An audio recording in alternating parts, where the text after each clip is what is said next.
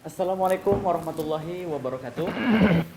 Halo teman-teman semua, selamat datang kembali di wishlist.live barengan saya Abi Al-Bashir. Hari ini kita bertemu kembali dalam kajian Ramadan, sebuah kajian yang membahas tentang perjalanan diri sendiri, membahas tentang jiwa kita sendiri.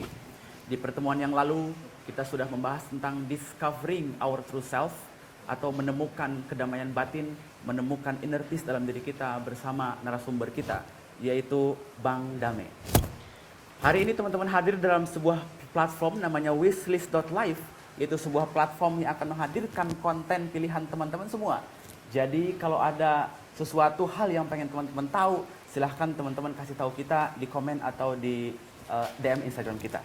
Oke, hari ini sebuah tema yang akan kita bahas adalah tentang 7 derajat jiwa atau kesadaran jiwa kita. Bahwa sekarang kita memiliki tubuh, memiliki jiwa, memiliki perasaan, memiliki hati dan pikiran. Dan hari ini kita akan mendiskusikan lebih dalam bersama narasumber kita, yaitu Bang Dame atau Ustadz Pardamian Harhab. Terima kasih Ustadz sudah hadir di hadapan kita semua. Jadi mari kita sedikit mendengarkan sebelum kita berbuka puasa, dengarkan sedikit hikmah yang akan diberikan. Bagaimana hikmah ini bisa mengantarkan kondisi batin kita lebih damai, lebih peace, lebih aware dalam menghadapi kehidupan kita sehari-hari. Saya persilakan Bang Dame untuk memulai diskusi kita di sore hari ini. Ya, Bismillahirrahmanirrahim. Dengan nama Allah yang Maha Pengasih dan Maha Penyayang. Assalamualaikum warahmatullahi wabarakatuh. Waalaikumsalam warahmatullahi wabarakatuh, Bang. Alhamdulillah, segala puja dan puji kita haturkan kehadirat Allah Subhanahu wa taala. Saat ini kita dipertemukan live di Instagram ya, untuk bisa berbagi hikmah dengan sahabat-sahabat yang menonton. Mudah-mudahan pertemuan ini membawa berkah. Amin, amin. Ya Dan saya ingin memulai tema ini dengan satu kalimat dari hadis Nabi yang sangat populer, yaitu man arofa nafsahu faqad arofa rabbahu. Lebih kurang artinya Mas Abi, yaitu siapa yang mengenal dirinya, dia mengenal Tuhannya. Yes. Jadi mengenal Tuhan itu dikaitkan dengan diawali mengenal diri sendiri. Yes. Nah, ada juga kalimat dari satu filosof yang agung namanya Socrates. Beliau mengatakan, kenalilah dirimu. Ya. Jadi kita kan sering mendengar pencarian jati diri. Kenapa sih saya sedih? Kenapa hidup saya begini? Kenapa kok saya selalu berada dalam keterpurukan? Kok saya selalu disakiti? Nah, itu kan suara-suara diri. Yes. Tapi banyak orang tidak bisa keluar dari jebakan batin itu. Betul. Ya. Kok saya sudah berusaha baik, tapi kok selalu hidup saya seperti itu gitu. Saya sudah rajin sholat, saya sudah puasa, sudah sedekah. Itu banyak sering saya dengarkan. Jadi ternyata itu semua masih terjadi pada kita. Tidak bisa keluar dari kondisi batin yang depresi, stres itu karena kita belum mengenal diri. Ya. Nah, bahkan orang-orang yang rajin beribadah pun banyak yang tidak mengenal betul-betul siapa dirinya. Betul. Betul. Karena itulah hari ini sahabat-sahabat sekalian, pelan-pelan ya, kita akan belajar bersama untuk mengenal diri kita. Secara sederhana ya Mas Abi, diri kita itu kan ada jasmani, ada rohani. Ya. Jasmani ini kita bisa lihat, ya jelas. Bisa sentuh, bisa lihat, betul. Bisa lihat. Nah, kalau rohani itu yang membuat kita hidup, saya selalu mengatakan kalau mau mengenal roh secara sederhana adalah ya kenali, sadari dirimu yang membuat kamu hidup, yaitu nafas. Jadi pada saat misalnya Mas Abi saya ngomong apa nafas sadar, saya masih hidup. Nah, tetapi antara jasmani dan rohani ini di situ ada jiwa. Oke? Ya. Kalau saya misalnya mengenal ini HP nih, HP ini di luar, tapi sedih itu ada nggak? Dia nggak material.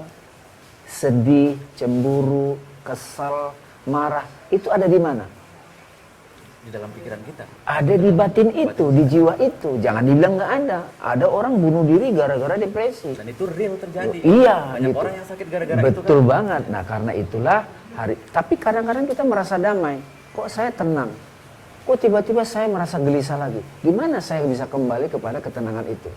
Karena itulah pelan-pelan kita melihat para guru arif dalam tradisi Islam itu mengenalkan ada namanya 7 derajat jiwa manusia. Atau 7 derajat kesadaran. Tapi itu bukan 7 jiwa ya.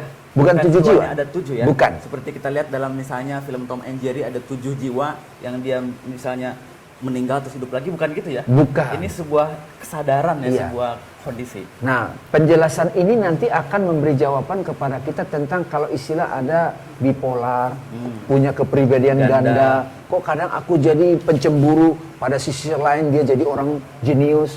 Kita lihat di media televisi, satu sisi ada orang itu di rumah dia sangat baik, tiba-tiba begitu dia debat di politik, debat capres itu jadi beringas. Ini kok kayak dua banyak kepribadian. Nah, ini kita mau kenali nih. Ya. Jadi pertama-tama saya ingin mulai ini dulu. Derajat pertama jiwa manusia itu namanya dalam Islam nafsu ammaroh. Jiwa yang ammar itu artinya memerintah, memaksa. Jadi lebih kurang itu jiwa yang suka menyalahkan orang, menyerang orang, ngotot, memaksakan kehendak. Nah, nama-namanya bisa dendam, benci, kesal. Ini state paling bawah. Paling bawah. Ini masih mirip dengan hewan. Monster dalam diri saya sebut.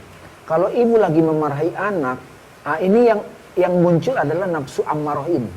Tapi setelah habis memarahi anak misalnya, terus kita ke kamar sendirian duduk diam, habis itu merasa apa Mas Abi? Menyesal. Menyesal.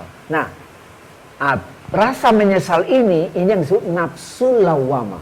Jadi yang pertama tadi nafsu ammaroh, ya. Yang kedua itu nafsu lawamah, jiwa yang menyesali dirinya, mencela dirinya, atau bahasa sekarang itu baper. Nah, tapi jangan berhenti di situ. Habis kita marahin anak, kita menyesal, kita diam. Ya Allah, kenapa sih aku seperti itu? Kenapa sih aku sudah berjanji tidak mau memarahi anak, kok masih begitu juga? Nah, perasaan seperti ini namanya lawamah. Habis itu kita diam lagi, saya nggak mau begitu lagi. Dia mengoreksi diri. Ketika dia bisa memilah-milah mana seharusnya cara yang tepat untuk mengasih tahu anak, mana satu cara yang kurang tepat, ketika kemampuan dia membedakan mana baik, mana buruk, itu namanya nafsu mulhamah. Saya suka sebut ini akal. Akal, intelek, akal dewasa, menimbang. Semua manusia itu punya dimensi ini, punya kesadaran ini. Tetapi apakah setiap perjalanan itu otomatis ya Pak? Maksudnya dari bawah sampai itu otomatis terjadi atau dia harus butuh effort kita, kesadaran kita? Nah, ini mau saya terangkan dulu secara urutan. Jadi nafsu ammaroh itu cenderung menyalahkan orang, blaming others. Nafsu lawamah, blaming yourself. Bahasa sekarangnya baper. Itu lagu-lagu dangdut banyak banget tuh. Patah hati 5 kali pasti ngalamin dong. Mana? Contohnya sebutkan dong. Iya dong. Pada waktu berkali-kali rasanya pingin lebih baik bunuh diri gitu deh. Lebih baik ya. Betul. Nah, nafsu mulhamah. Kemudian setelah kita, contoh ibu tadi sudah menimbang baik buruk, harusnya saya tidak begini sama anak saya, harusnya dengan cara yang lebih baik. Lalu dia ingin berubah.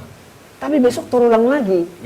Karena itu banyak orang sudah menemukan jalan keluar di akal, tapi belum betul-betul berubah. Itu sebabnya dia perlu berserah pada Allah. Ya Allah, bantulah aku. Bantu aku keluar dari masalah ini. Ketika dia memohon, dia pasrah pada Allah. Saat dia pasrah pada Allah dan berdoa itu, di situ dia merasakan satu kedamaian. Penyerahan total pada Tuhan, ini yang disebut nafsu mutmainnah. Nafsu mutmainnah. Nah, jiwa yang tenang. Mutmainnah artinya tenang. Nah, ini yang dipanggil Allah di surat Al-Fajr. Ya ayatuhan nafsul mutmainnah. Bukan ya ayatuhan nafsul ammaroh atau lawamah kan? Atau lawamah. Nah, begitu jiwa kita merasa dalam ketenangan, kedamaian, ini yang disebut inner peace. Nah, pada saat itulah kondisi silent itu, hening itu, di situ kita mendapatkan petunjuk dari Allah. Peristiwa yang tadinya kita alami memarahi anak itu, kegambar di benak kita, tapi tiba-tiba kita menemukan hikmahnya. Kita jadi ridho dengan peristiwa itu. Nah, itu namanya nafsu rodiyah nomor 5. Rodiyah, ridho. Ikhlas. Ya, bisa juga, tapi dalam konteks ini disebut ridho. Ya, nafsu ridho. Jadi kita sudah berdamai dengan diri sendiri. Nah, ya anak saya memang begitu modalnya, ya udahlah. Nah, itu lawamah lagi tuh. Tapi kan bukannya hal yang mudah untuk mencapai ke arah situ kan? Nah, karena itulah teman-teman, bulan puasa ini sebetulnya menjadi kewajiban bagi umat yang beriman agar dia berkomitmen menahan nafsu. Nafsu yang mana? Yang dua tadi, nafsu ammarah, nafsu lawamah. Ya. Itu harus dikarantina kalau istilah sekarang. Di lockdown. Diikat, di lockdown. Ya. Atau kalau bahasa Islamnya setannya dirantai. Tidak boleh keluar kan? Tidak boleh keluar lain. Yes, dia diam, pasif. Nah begitu nafsu ammarah lawamah ini diam, maka akal ini nggak digerogotin. Nafsu nggak digerogotin, nggak diajak ngomong. Kenapa ini diam? Jadi akal jadi bisa introspeksi sehingga akal bisa menemukan hikmah dari apa yang terjadi. Nah, saya tulisin lagi, setelah jiwa kita itu sampai pada derajat ridho, berdamai. Ridho itu berdamai dengan diri sendiri, berdamai dengan masa lalu. Menerima masa lalunya. Iya dong. Kan misalnya pernah suatu ketika kita diputus pacar. Saya kayaknya familiar dengan itu. Familiar dengan itu kan. Saya pernah Siapapun putus di antara soalnya. teman-teman yang berkali-kali putus pacar sampai trauma itu lawamah teman-teman. Iya. Dan kalau kita belum bisa berintrospeksi diri, menemukan pelajaran dari kejadian itu akan diulang lagi. Dengan bentuk kejadian situasi yang berbeda. Tapi rasanya bisa sama. Sama sakit persis. hatinya sama, penderitanya sama. Itu dia, karena itu penting memahami 7 derajat jiwa ini. Nah, saya tulisin lagi, setelah kita ridho, berdamai dengan diri sendiri, orang lain itu mungkin masih tetap menyebalkan di depan kita. Tetapi kita sudah mengerti dia. Itu ridho. Kita udah nggak terganggu lagi dengan orang. Pada waktu kita berada dalam keriduan itu, Allah meridhoi kita, kita menjadi jalan perubahan buat orang lain. Itu namanya mardiyah, Pak bahasa Abi. Jiwa yang diridhoi. Yang diridhoi. Contohnya misalnya, apabila pertemuan kita ini memang diridhoi Allah, itu akan efektif membantu orang berubah. Itu otomatis ya? Otomatis. Nah, setelah itu baru yang ketujuh namanya nafsu kamilah. Jiwa yang sempurna atau jiwa yang suci. Jiwa itu sudah hampir-hampir lebur dengan roh. Nah, siapa orang-orang yang seperti itu? Para nabi, orang-orang suci, para wali gitu. Kita itu bisa di mutmainah dan mardiyah, rodiyah itu udah bagus banget. Atau di mulhamah aja udah bagus banget. Iya. Nah, zaman sekarang kita sering ketemu orang, ambil aja random. Itu ammarah lawamah, ammarah lawamah. Nah, puasa ini teman-teman, sahabat-sahabat yang mendengarkan, menonton acara ini sebetulnya adalah latihan buat kita agar terjadi transformasi, perubahan. Selama 30 hari, saya tidak mau lagi dikuasai, digerakkan oleh nafsu ammarah lawamah. Nah, 7 ini saya biasanya summary 3. Nafsu ammarah lawamah ego, nafsu mulhamah akal sehat, mutmainah ke atas itu kolbu. Hati, kolbu. Kolbu. Apapun yang terjadi dalam kehidupan kita, cek. Reaksi kita reaksi yang mana? Jiwa ammarah kah? Konsekuensinya begini. Jiwa lawamah kah? Konsekuensinya begini. Jiwa mulhamah, konsekuensinya seperti itu. Masih ada waktu? Ada, masih. Jadi kalau kita bikin summary, jiwa yang paling bawah adalah jiwa ammarah, keduanya adalah lawamah, jiwa yang menyesali diri sendiri, dia menjadi inferior, menjadi minder karena dia tidak berdaya lagi untuk menyalahkan sesuatu di luar kan? Baru setelah itu kemudian naik ke jiwa mulhamah. Lalu kemudian di mulhamah ini kita punya ciri khas, kalau tadi Bang Nami bilang bisa melihat sisi baik dan buruk, ya kan? Introspeksi diri sehingga tidak lagi judgement ke bawah, nggak bisa lagi judgement ke diri sendiri. Betul. Walaupun dia salah, tapi sebenarnya kesalahan itu punya pelajaran penting buat penumbuhan jiwanya sendiri kan? Yes, itu betul. Maksudnya. Itu ada cara kerja jiwa mulhamah tadi kan? Oh, pintar banget tuh Abi itu. Lalu kemudian, saya kan dari Bang Nami belajarnya kan gitu. Nah, kalau sudah acceptance tadi kata Bang Dame, kita baru bisa menerima kedamaian, ketenangan. Nah, 7 ini Bang Dame seperti sebuah map ya. Iya, maksudnya seperti sebuah roadmap perjalanan jiwa seseorang yang harus ditempuh gitu kan. Yes. Dan dengan mengetahui ini kan kita bisa tahu state of soul kita di mana gitu kan. Betul. Begitu bukan? Betul banget. Nah, karena itu kalau dalam tradisi Islam kan tidak diterangkan secara sistematis seperti ini. Iya. Di Al-Quran itu banyak nafsu ammarah di ayat ini, nafsu lawamah di ayat ini, nafsu mutmainah di surat Al-Fajr. Itu ada di Quran, tetapi dia terpisah-terpisah. Karena itu para wali itu membagikannya dalam bentuk sistematika. Iya. Sehingga bagi kita yang belajar secara logik itu bisa paham. Jadi mapping. Iya. Nah, dalam tradisi Islam, orang yang ingin menuju sampai kepada derajat kamilah itu, semua orang ingin lebur tauhid dengan Allah, maka perumpamaannya dalam perjalanan haji. Perjalanan haji itu dimulai dengan ihram, ada niat ihram, dia ganti baju, itu menunjukkan saya tidak mau lagi memakai pakaian-pakaian keakuan, egois. Karena itu saya lepaskan baju duniawi saya pakai pakaian ihram. Lalu kemudian saya mulai berjalan, tetapi anti clock. Kalau jam kan begini. Iya, iya. Jam ini simbol dari gerak dari nafsu. Apa maknanya itu? Oh, itu duniawi. Duniawi. Tujuan kita itu masih materialistik. Tetapi kalau orang yang pergi haji itu sudah kembali. Nah, ini bisa juga digambarkan. Tawaf pertama nafsu ammaroh, tawaf kedua nafsu lawamah, tawaf ketiga nafsu mulham, sampai kepada makom Ibrahim tauhid. Apa cirinya? Di sana ada Hijr Ismail. Hijr Ismail itu tahu dong? Ya. Kisahnya Nabi Ismail menyembelih hewan. Ya. Orang yang sudah sampai pada Hijr Ismail, simbolnya orang yang sudah surrender pada ketentuan Allah. Ya. Pasti ada yang nanya nih, jadi kita pasar haji dong bang. Nah itu lama lagi tuh. Ya, balik lagi dia turun ke bawah. Turun lagi. Orang yang sudah sampai kepada Hijr Ismail itu sudah masuk kolbu. Jadi sebenarnya kondisi ini dia tidak permanen ya. Artinya satu waktu bisa ketarik ke bawah. Bisa ketarik ke bawah kalau dia masih mutmainnah. Kalau dia sudah makom ridho, nggak mungkin turun. Misalnya, saya sudah ridho dengan masa lalu saya diputus 3 kali. Oke. 3 kali. Kayaknya familiar saya dengan 3 kali. Ada orang teman-teman. Saya ketemu mantan saya itu, saya tidak terganggu lagi dan saya tidak bernostalgia lagi dengan jiwa saya yang dulu tersakiti. Udah ridho saya dengan kejadian itu. Tidak mungkin lagi amarah lama. Tetapi bagaimana kalau ada orang di antara teman-teman ini yang terjebak di masa lalu? Nah ini, yang seringkali tidak bisa move on, seringkali terjebak di amarah dan lawamah, dia susah keluar, dikasih tahu, suruh sadar, dikasih tahu segala macam, tapi tetap nggak mudeng-mudeng. Nah gimana caranya untuk bisa? Itulah yang membedakan manusia dengan makhluk lain. Manusia itu dibekali akal. Manusia kalau udah akalnya nggak main lagi, apa dong? Gila. Atau dia benar-benar setan. Jadi selama manusia masih ada akalnya, akan selalu ada signal dalam diri dia, saya harus berubah. Cuman masih ditarik-tarik dengan memori pengalaman amarah lawamah. Karena itulah ada syariat Islam. Ada puasa, terutama di bulan puasa ini. Hai orang yang beriman, gitu loh, bukan hai manusia. Hai orang yang sadar tapi kamu masih lemah, wajib kamu menahan diri. Mengkarantina ego, men-lockdown dulu kebiasaan-kebiasaan lamamu itu. Agar kamu bertakwa. Nah takwa itu apa? Saya sering sampaikan takwa itu antara akal dan kolbu. Jadi ketika nafsu egonya dikarantina, akal ini akan bekerja bijaksana, dan ketika dia mulai berserah pada Tuhan, nah di situ ada takwa. Alert, kalau bahasa Indonesia alert, waspada. Ada juga yang menamakan takwa itu sebagai perisainya orang beriman.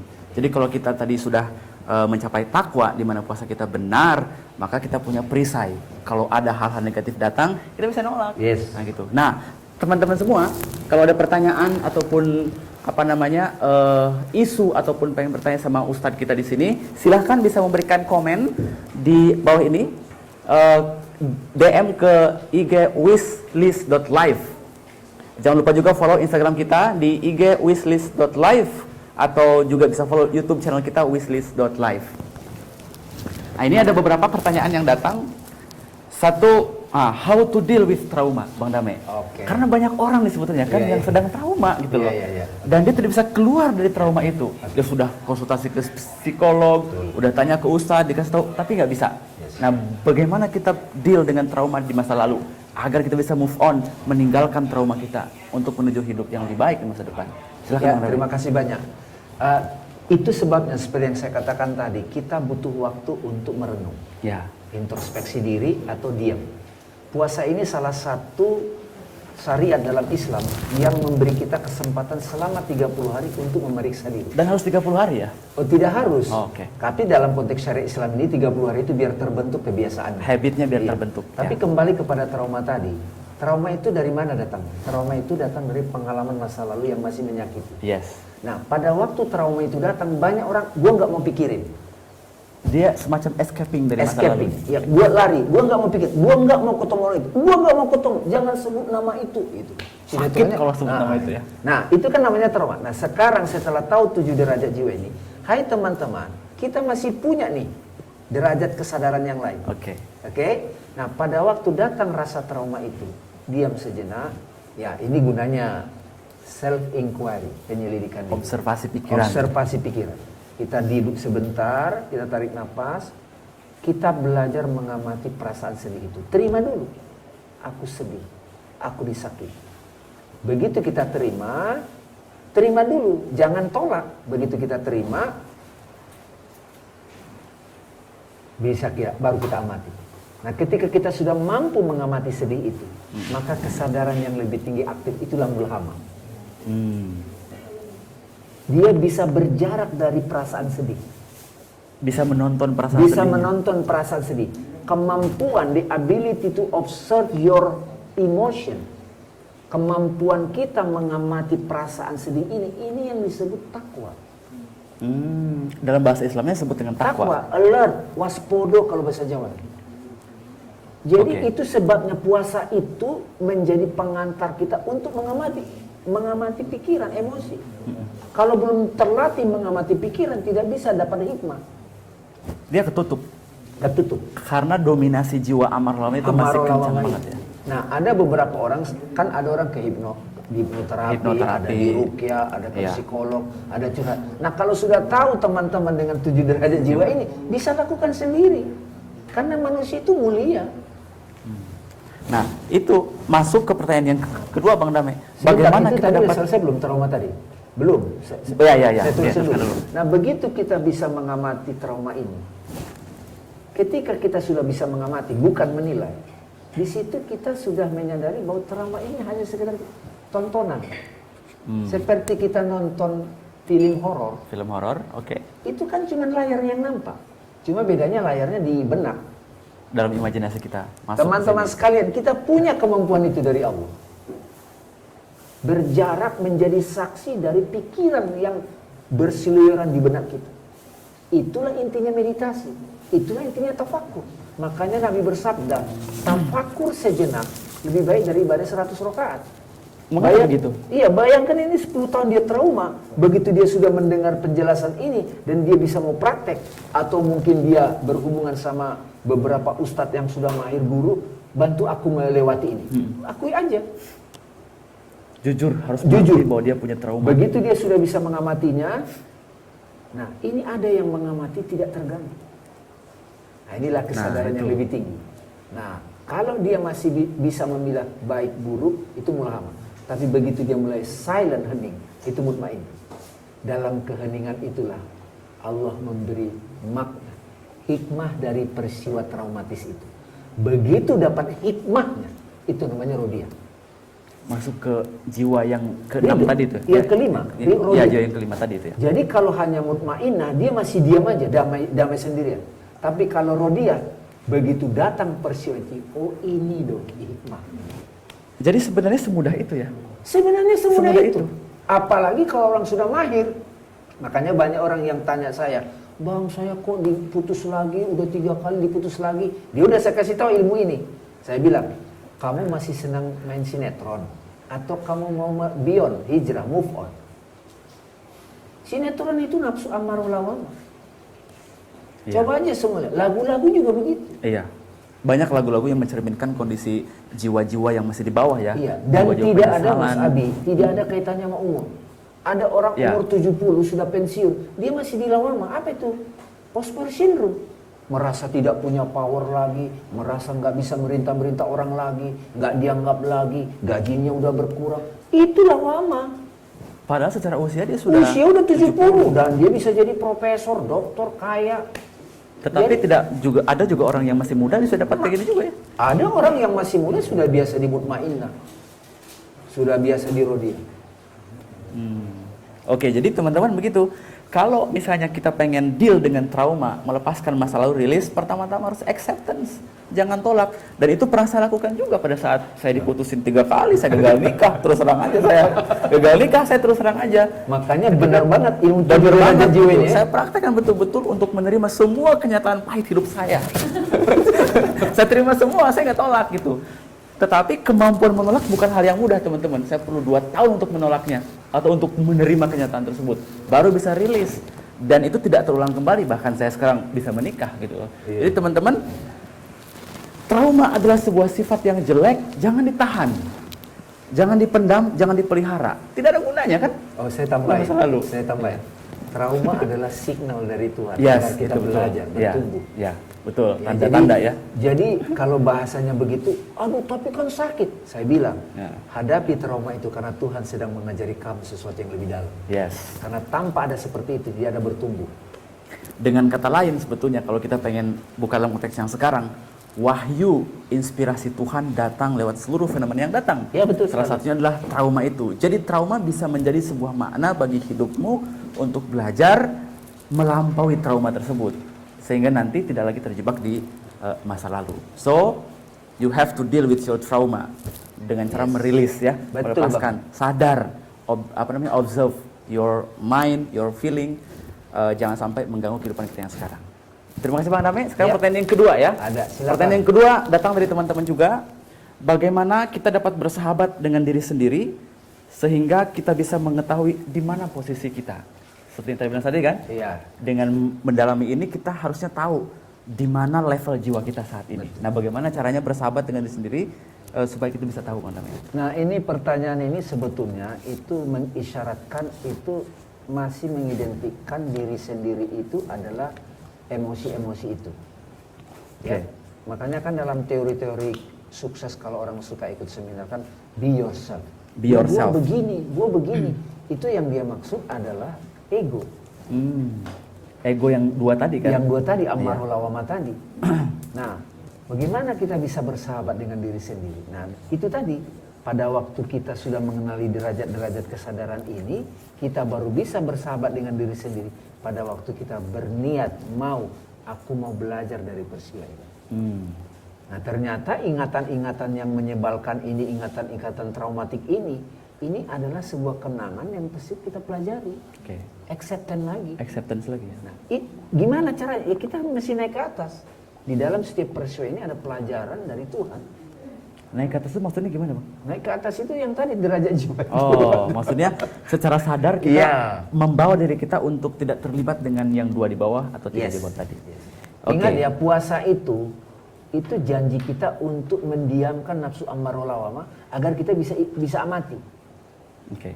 Kalau kita nggak berhasil mengamatinya, nggak bisa introspeksi, belajar dari perasaan kita itu begitu lebaran besok balik lagi ke sifat asal. Nggak ada bekasnya puasanya. Seperti yang kita lakukan di sekarang ini kan? Itu dia. Di yang lalu kita sudah puasa puluhan tahun tapi no change, tidak ada perubahan dalam diri kita. Nah, itu berpuasanya justru jadi sia-sia gitu ya. Oke. Ada lagi pertanyaan? Ada lagi pertanyaan? Sip. Oke teman-teman, kalau ada yang bertanya lagi silahkan langsung saja komen di IG kita wishlist.live atau jangan lupa juga follow Instagram kita di wishlist.live dan juga bisa ikutin YouTube channel kita di wishlist.live. Saya ingin mengatakan gini juga, masih bisa ya? Ya, masih bisa. Silahkan.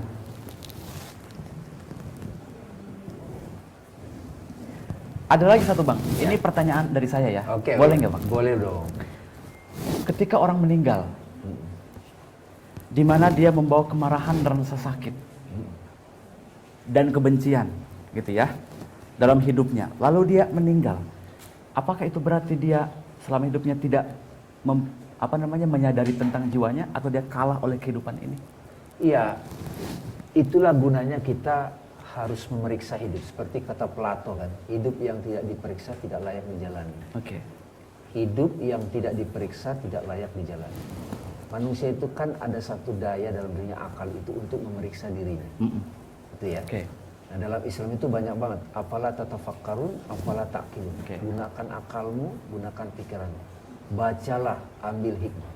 Nah, orang yang punya dendam bertahun-tahun, terus kemudian dia mati, Ya, berarti kan dia belum nyampe ke mutmainnah itu.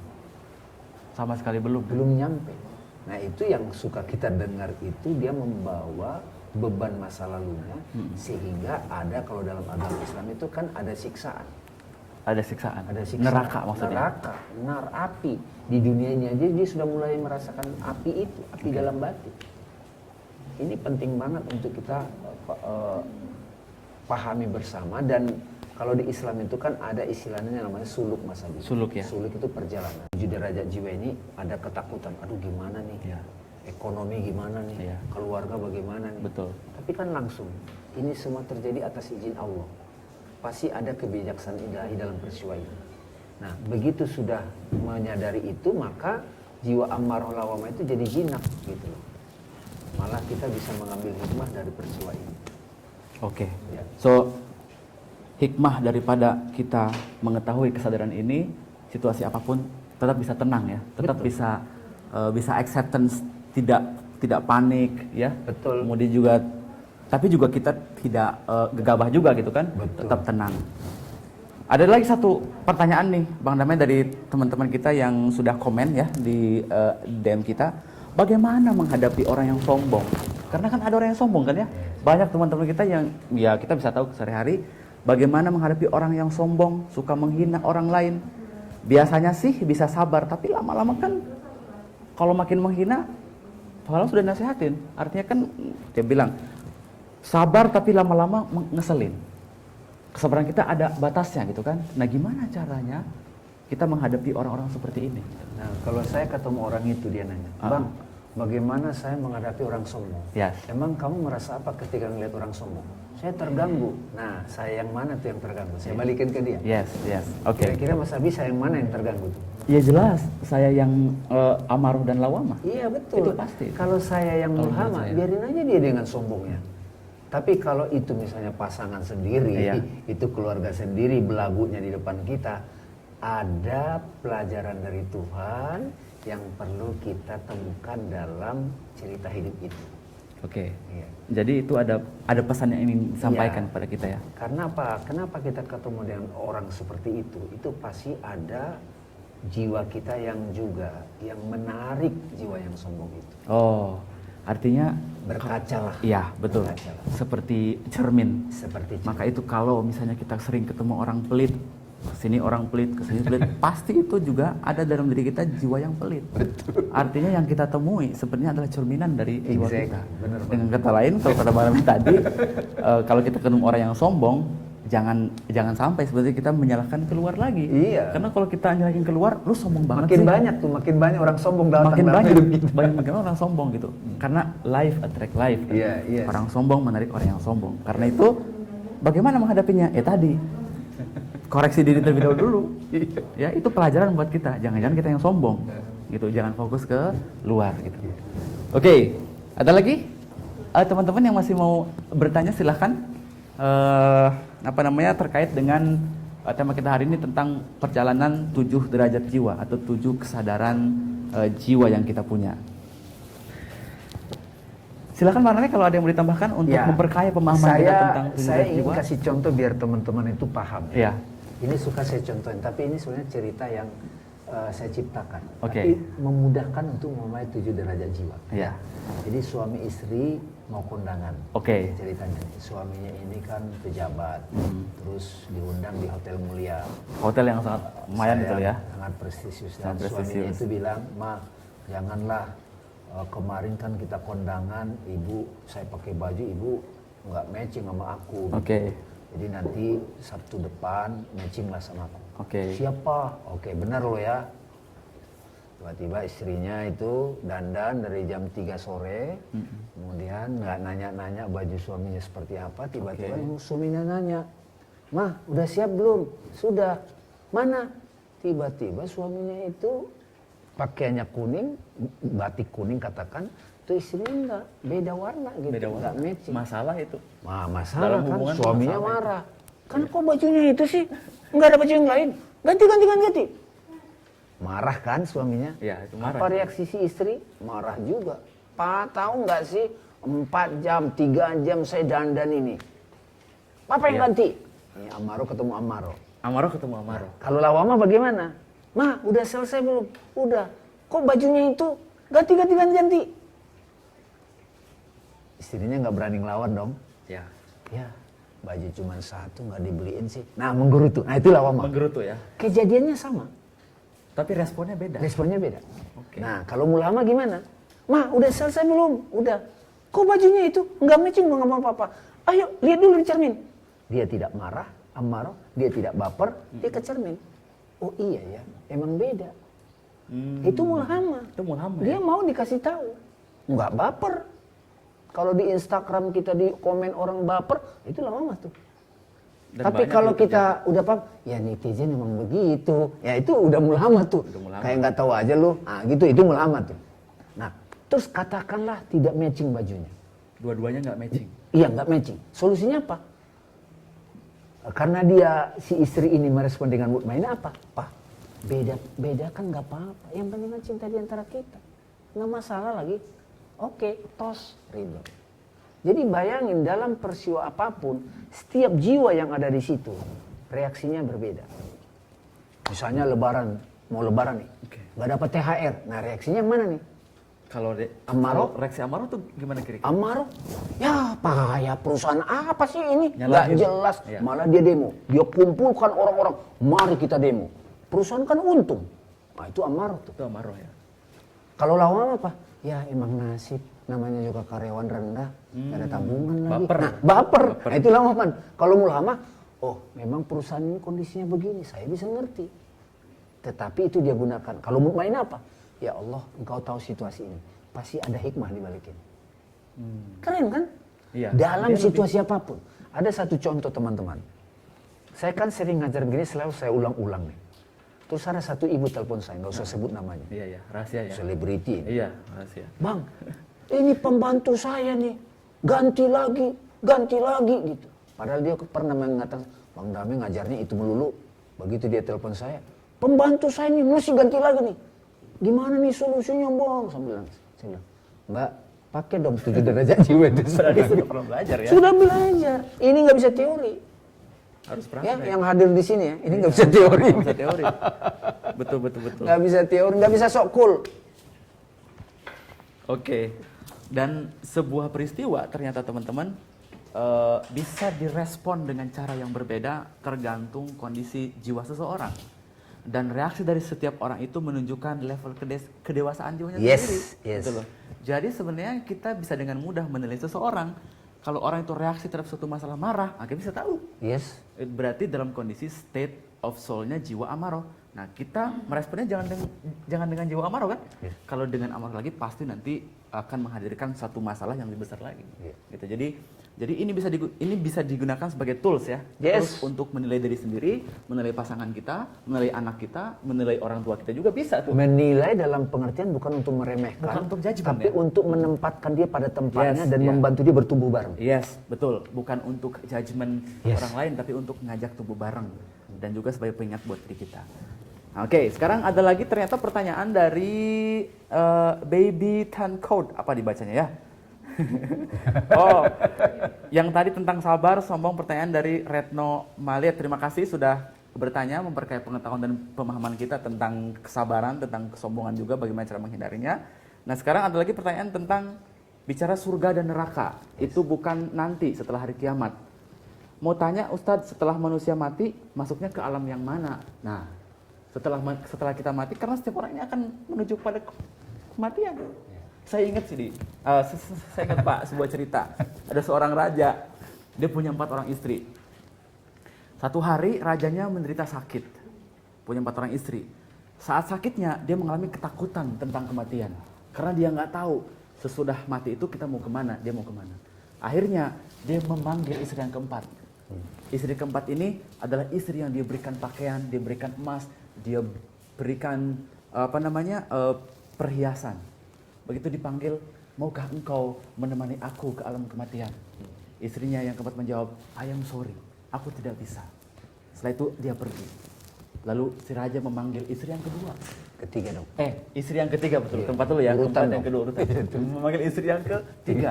Istri yang ketiga ini adalah istri yang sangat cantik. Dia kalau bermain ke tetangganya, bermain ke kerajaannya selalu di show off kan. Dipamerkan. Istri gua yang cantik. Begitu dipanggil, maukah engkau menemaniku ke alam kematian? Istrinya bilang, I am sorry, aku tidak bisa menemani engkau ke alam kematian. Bahkan setelah engkau mati raja, my lord, aku akan menikah kembali dengan orang lain. Sedih banget digituin kan, Masya Allah kan. Terus, Istri yang kedua, istri yang kedua adalah istri yang selalu ada buat dia. Kapanpun dia butuh selalu ada. Lalu kemudian, maukah engkau menemaniku ke alam kematian? I am sorry, aku tidak bisa menemani engkau ke alam kematian. Paling banter, aku hanya mengantarkan engkau ke liang lahat, menemani di pemakaman. tiba-tiba menyahut istri yang pertama, aku mau sayang, aku siap menemani engkau ke alam kematian. Raja nengok, itu istri yang pertama yang tidak pernah diabaikan. Nggak pernah diberi perhatian, diabaikan terus-menerus. Namanya juga istri yang pertama ya, gitu. Gitu. Nah, ini adalah sebuah simbol. Istri yang keempat adalah simbol dari badan kita. Body kita kalau mati tidak akan pernah ikut ke bawah. Dia akan hilang bersama, kembali menyatu dengan alam semesta. Istri yang ketiga adalah simbol dari our possession, kepemilikan kita. Apa yang kita punya, harta, jabatan, semua profesi, akan menikah kembali dengan orang lain, tidak bisa dibawa. Betul. Nah, istri yang kedua adalah simbol dari keluarga kita. Teman-teman, sahabat semuanya, itu hanya akan sampai mengantarkan ke pemakaman, tidak akan ikut ke alam kematian. Betul. Dia hanya mengantarkan aja, setelah itu selamat tinggal dengan segala kesedihan yang dideritanya karena ditinggalkan. Dan istri yang pertama adalah simbol dari katanya jiwa kita. Ini yang sepanjang pertemuan ini kita bahas. Jiwa kita lah yang akan menemani kita di alam kematian. Karena itu pertanyaannya sangat relevan di sini. Kalau kita mati katanya, kita mau kemana Ustaz? Mau tanya, setelah manusia mati kita ke alam yang mana? Ini penting semua. Oke. Silakan Ustaz. Tapi di sini saya jawabannya, ini mungkin tema berikutnya nih teman-teman ya. Ya, boleh bisa tuh, life berikutnya. after death ini Life materi after menarik. death, sangat menarik. Nah, di sini kan kita sudah melihat teman-teman, jiwa ini, derajat jiwa itu ada di batin kita. Yes. Tersembunyi dari orang banyak. Nah, pada waktu kita mengalami penderitaan, kemudian panas rasanya, itu sebetulnya perumpamaan dari neraka yang sering disebutkan. Neraka nar berasal dari kata nar, itu api. Berarti bukan api kompor dong. Cemburu itu panas nggak? Panas cemburu itu. Dendam itu panas. Yes. Jadi dia akan orang-orang yang matinya masih di amarul lawama, dia akan masuk neraka. Jiwa itu akan masih berada di dalam ruang penderitaan. Nah, bagaimana dengan jannah? Saya nyebut jannah, surga bahasa Sanskerta. Jannah artinya taman yang tersembunyi. Taman yang tersembunyi adalah jiwa-jiwa yang sudah sampai mutmainnah. Okay. Makanya ayatnya kan, ya ayatuhan nafsul mutmainnah irja'i ila rabbiki radiyatan mardiyah fadkhuli fi ibadi wadkhuli jannati. Jannah. Jadi kalau sekarang teman-teman kita sudah berada di state mutmainnah radiyah mardiyah, kita sudah menyaksikan taman surga sebelum kita meninggalkan dunia ini. Kalau tentang detailnya kemana orang hidup sesudah mati, tunggu sesi berikutnya nanti. Pertemuan yang akan datang. Masih bisa dibikin ya teman-teman. Tentang life after death. Ya. Oke. Pertanyaan berikutnya datang dari Retno Malit lagi ya. Itu lagi ya yang bertanya ya. Bapak-bapak sangat antusias bertanya, bagaimana menghadapi orang yang suka iri hati dan dengki? Lagi-lagi ya. Bagaimana menghadapi orang yang suka iri hati dan dengki? Karena ini sebuah penyakit yang bisa merusak. Pertanyaannya adalah, apakah kita terganggu dengan orang yang iri hati itu? Ya, itu pertanyaan. Pertanyaannya. Kalau kita terganggu gimana? Kalau terganggu, yang terganggu diriku yang mana? Diri amarah pasti. Amarul lawama sudah. Ya udah, berarti kenapa dihadirkan Tuhan orang yang iri dengki itu di depan kita? Kita ngaca dulu. Kecuali kalau kita sudah ngaca, kita sudah berada di nafsu mutmainnah, kita dapat hikmahnya. Oke. Kita diberikan inspirasi untuk membantu orang itu, baru kita ingatkan. Jadi ini yang banyak orang itu, orang dengki, dia selalu ngurus keluar. Nah, mempelajari 7 derajat jiwa ini, itu mengajak kita prioritas ke dalam dulu. Stop kepo. Stop kepo. Bahasa akal aja gampang, iri dia biarin aja. Kita cuekin aja. Tapi begitu kita pulang ke rumah, kita pikirin. Nah, itu bermasalah tuh kita tuh. Iya. Itu amarah tuh. Berarti kita punya kemiripan sama dia. Oke. Lagi ya? Lagi. Tadi, Memang harus ke dalam. Sebagai cermin untuk kita juga. Exactly. Dan sebetulnya kan nggak ada juga sih, nggak ada gunanya meladeni orang yang ini. Nggak ada gunanya. Kecuali kalau kita tarik ke Betul. situ. Ya. Dia bisa tidur enak, kita nggak bisa tidur enak. Iya. Secara logik aja kan bodoh kita. Bodoh. Iya. Bodoh dong itu. Dia enak-enak tidur, kita kagak enak tidur. Kita mikirin dia. Betul. Kok aku nggak dianggap sih, kenapa sih dia begitu? Ngapain? Makanya di bulan puasa ini teman-teman, find your inner peace. Ya. Itu materi sebelumnya kan? Materi sebelumnya. Masih ada rangkaiannya nih, urutan-urutannya. Betul. Oke, lalu kemudian pertanyaan berikutnya, karena kita juga sebentar lagi mau buka puasa ya. Bagaimana kita jumpa dengan Allah? Apa tuh? Bagaimana kita jumpa dengan Allah? Yes. Artinya kalau kita perkaitkan di sini dengan pertanyaan 7 derajat jiwa, bisakah kesadaran 7 derajat jiwa mengantarkan kita untuk mengenal Allah lebih dalam? Bagus, ini pertanyaan bagus. Bahkan tadi kan saya sudah sampaikan, orang yang sudah tenang itu dipanggil Allah malah. Ya ayatuhal nafsul mutmainnah. Jadi orang yang tidak tenang itu nggak akan dipanggil kalau menggunakan ayat ini ya? Malah dihajar istilahnya. Malah dihajar ya. Ketika kita sakit, itu kan Allah mengingatkan kita. Okay. Allah memanggil kita, tapi caranya dengan memberikan rasa sakit, peristiwa gitu. Kalau orang yang sudah terbiasa dengan mutmainnah, sebelum dia mati dia sudah berjumpa Allah. Ada ayatnya mengatakan, ala bizikrillahi tatmainnul qulub. Ingatlah hanya dengan zikrullah, hati tenang, kolbu lagi. Jadi di dalam ketenangan itu kita sudah berjumpa Allah. Dan ketenangan itu, damai, itu salah satu nama Allah. Salam. Salam ya. Jadi jangan bayangkan berjumpa Allah itu ada sosok yang apa. Bukan.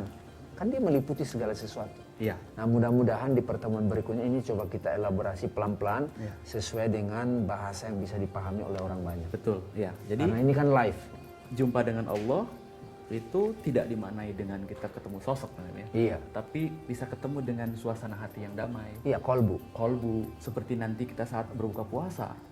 Bang Dame sering bilang, saat buka puasa kita menikmati momen berbuka puasa, menikmati setiap tegukan air yang masuk ke dalam diri kita, itu juga bisa dikatakan kita berjumpa dengan aspek ilahi yang hadir dalam ibadah puasa yang kita lakukan. Hadis Nabi itu. Itu hadis Nabi. Hadis Nabi. Jadi hadis Nabi mengatakan kenikmatan orang yang berpuasa saat berbuka bertemu Allah. Kenikmatan orang yang berbuka puasa saat berbuka bertemu Allah. Nah, orang kan suka artikan berbuka dulu, makan ayam goreng, bakso baru sholat. Sholatnya ketemu Allah. Nggak ketemu malah dalam sholat. Allahu Akbar. Kekenyangan. Tapi pada waktu berbuka, Allahu Akbar, Allahu Akbar. Itu kan ditunggu-tunggu tuh. La ilaha illallah. Singkat aja ya. Tegukan pertama bertemu Allah. Ada rasa syukur di situ, sekian detik. Sangat nikmat dan sangat pendek kok. Iya, makanya diikat. Diikat caranya apa? Diam dulu, berdoa di situ. Silent. Kalau dalam tradisi agama lain dikatakan be still. I'm God.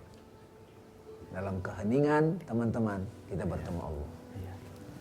Oke, jadi sini aja.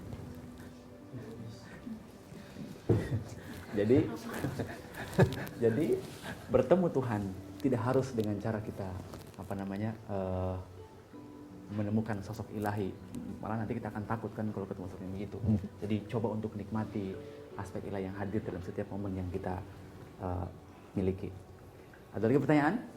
Jadi teman-teman semua, itulah tadi penjelasan tentang 7 derajat kesadaran jiwa yang kita miliki dan kita semua punya itu.